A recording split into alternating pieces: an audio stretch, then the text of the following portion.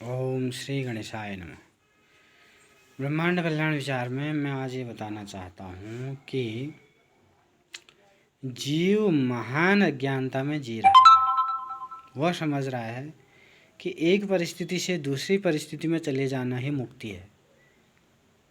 बाल्यावस्था से किशोरावस्था में पहुँच गया, समझ रहा है मुक्त हो गया। किशोरा से युवावस्था में पहुँच गया, समझ रहा है मुक्त हो गया। युवावस्था से वृद्धावस्था में पहुँच गया, समझ रहा है मैं मुक्त हो गया।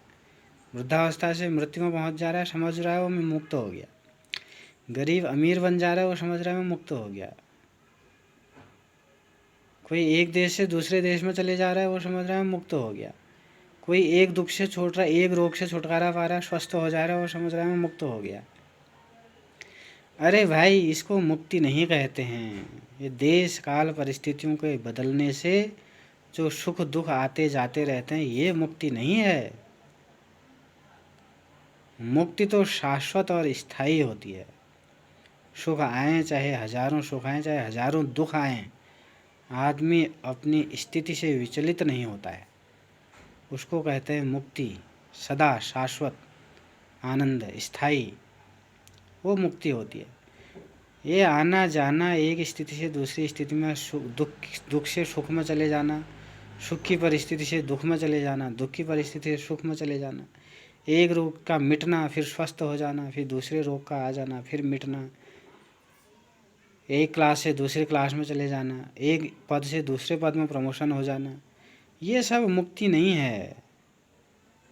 आदमी समझता है मैं इस परिस्थिति से ऊपर चले जाऊंगा तो मुक्त हो गया। अरे ऊपर वाली परिस्थिति में भी वही सांसारिक पदार्थ, वही संसार के तीन त्रिविध ताप वहाँ भी यथावत मिलेंगे आपको।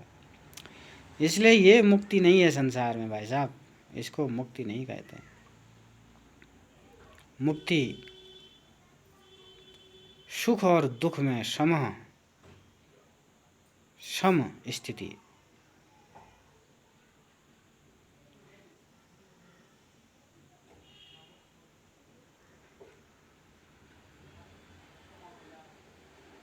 सुख दुख लाभ हानि जय पराजय में जो समान स्थिति है, समत्वम योग उच्यते, उसको योग कहा जाता है। जो सम स्थिति है, सुख दुख में, लाभ हानि में, जय पराजय में। तो इसलिए मुक्ति जो है वह विचित्र स्थिति है। शाश्वत परमात्मा के चरणों में मुक्ति मिलती है, उसको मुक्ति कहते हैं।